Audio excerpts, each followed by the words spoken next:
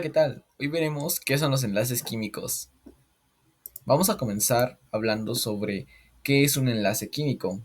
Pues básicamente es como unas citas ciegas, pero sin la incomodidad. Es la unión entre átomos que se atraen mutuamente para formar compuestos. Visto de otro modo, es una fuerza de atracción que mantiene a los átomos unidos dentro de una molécula. Cuando dos o más átomos se enlazan, se forma un compuesto, una supermutación de elementos que es química y físicamente única a sus elementos originarios. Estos enlaces son formados por los electrones de valencia de los átomos, es decir, los más alejados de la configuración electrónica de un elemento. Pero antes de pasar a ver qué son los tipos de enlaces, vamos a establecer algunos otros conceptos que nos serán de ayuda. Primero comenzaremos con la electronegatividad. La electronegatividad de un elemento es la capacidad de un átomo para atraer electrones de otro para enlazarse y formar un compuesto estable. Digamos que es como cuando un asaltante te quiere quitar tus cosas. Es una propiedad periódica. Como podemos ver en la siguiente tabla periódica, podemos ver la variación. Esta va aumentando de izquierda a derecha en los periodos y de abajo a arriba dentro de cada grupo.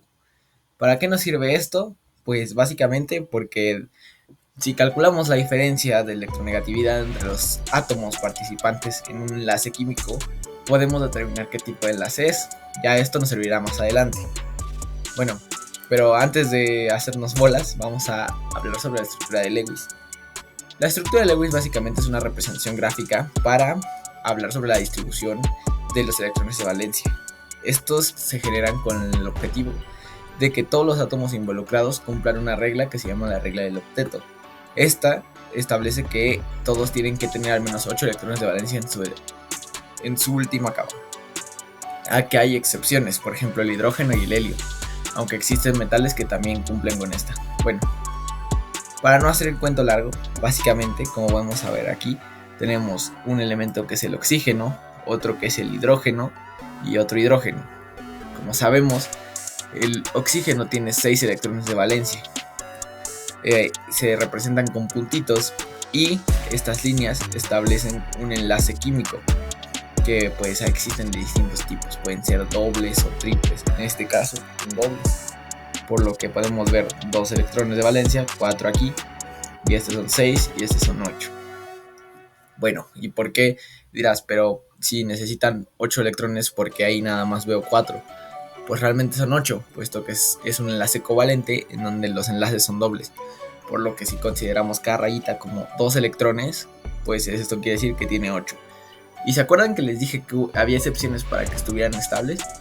Bueno, justamente el hidrógeno solamente necesita 2 electrones de valencia para estar estables, por lo que si vemos por la parte de cada elemento, tenemos que el oxígeno tiene estos dos de arriba, los otros dos de arriba, el hidrógeno con el enlace que tiene son 2 electrones y el otro hidrógeno otros 2 electrones. Ahora si lo vemos por parte de cada hidrógeno, esta rayita significan 2 electrones, por lo que son 2. Pero bueno, para no confundirlos, ahora vamos a explicar qué son los tipos de enlaces. Existen 3 tipos de enlaces principales: los iónicos, covalentes y metálicos. Suenan algo complejos, pero realmente no es tanto así. Vamos a comenzar con el enlace iónico. Este se forma puesto que se transfieren uno o más electrones de un átomo metálico a uno no metálico.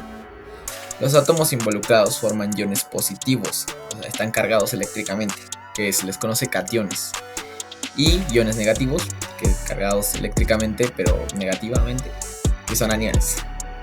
Los iones cargados de manera opuesta se atraen, por lo ello pues generan una fuerza electrostática, que es la base de este enlace. Se forma un enlace iónico cuando en un compuesto existen elementos de alta electronegatividad, lo que explicaba hace un rato. Como podemos ver aquí, los no metales del extremo derecho superior de la tabla periódica y los de baja electronegatividad, que son los del extremo izquierdo. Bueno, un ejemplo de un enlace metálico muy claro es el cloruro de sodio, puesto que el cloro es un no metal y el sodio es un metal. Como podemos ver en esta representación, pues el cloro así generalmente es un gas mortal y el sodio por sí solo es un metal explosivo, y cuando se combinan hacen una sal de mesa común y corriente. Pero bueno, podemos ver abajo un poquito más así acerca de la representación de este enlace. Las características de un enlace iónico es que se forman entre metales y no metales, como ya mencionamos. Se ionizan al ponerse en contacto con el agua y conducen la corriente eléctrica, por lo mismo de la presencia del metal. Los compuestos iónicos también se disuelven fácilmente en agua, y también se encuentran en la naturaleza formando redes cristalinas, por lo tanto tienden a formar sólidos. Ahora, un enlace covalente. Como el ejemplo que les puse en la estructura de Lewis, este se forma cuando dos átomos del mismo tipo o diferentes comparten uno o más pares de electrones. Esto es clave, puesto que los comparten. Es decir, pues existen en sus electrones de valencia, uno no se queda con más que otro, se quedan con la misma cantidad ambos. Ahorita veremos unos ejemplos. Podemos decir que los enlaces covalentes polares se presentan porque un átomo tiene una mayor afinidad hacia los electrones de otro, sin embargo no tiene la suficiente como para atraer los electrones y formar un ion. Simplemente hay como una pequeña polaridad, por así decirlo. Un enlace covalente no polar es simplemente cuando comparten equitativamente sus electrones, porque hay una carga uniforme. Bueno, como podemos ver aquí, vemos varios ejemplos de enlaces covalentes.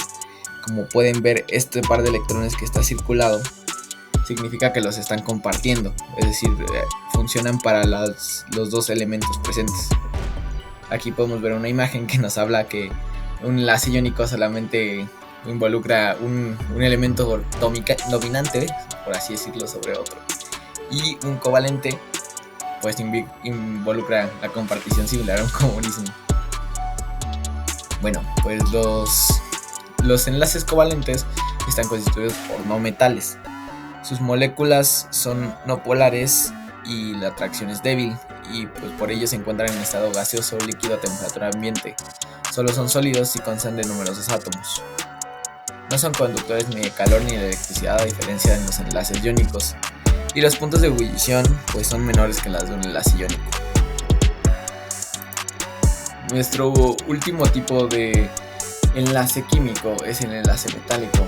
Este es propio de los metales y sus aleaciones. La forma de asociación de los átomos de cualquier metal del sistema periódico al unirse entre sí. Los núcleos de los átomos se unen entre sí formando una red, y los electrones que se sitúan libres alrededor de una red positiva formando lo que se conoce como un mar de electrones. Estos electrones se mantienen unidos a la red de cationes mediante atracciones electrostáticas, pero se distribuyen uniformemente por toda la estructura, de modo que ningún electrón está asignado a ningún catión específico. Por lo tanto, el electrón está en movimiento y esa movilidad le da el brillo a los metales. Ahora, como podemos ver en esta imagen, podemos ver átomos de cobre, en el cual, como podemos ver, los electrones lo rodean formando un mar, por así decirlo. Bueno, un enlace metálico generalmente es sólido a temperatura ambiente y sus puntos de fusión y ebullición varían notablemente. Las conductividades térmicas y eléctricas son muy elevadas en este tipo de enlace, presentan un brillo metálico, son dúctiles y maleables y son insolubles en agua. También pueden emitir electrones cuando reciben energía en forma de calor. Bueno, básicamente esto ha sido todo, y como conclusión, la unión de los enlaces químicos de dos átomos es más estable y dura más que todas mis relaciones. Muchas gracias.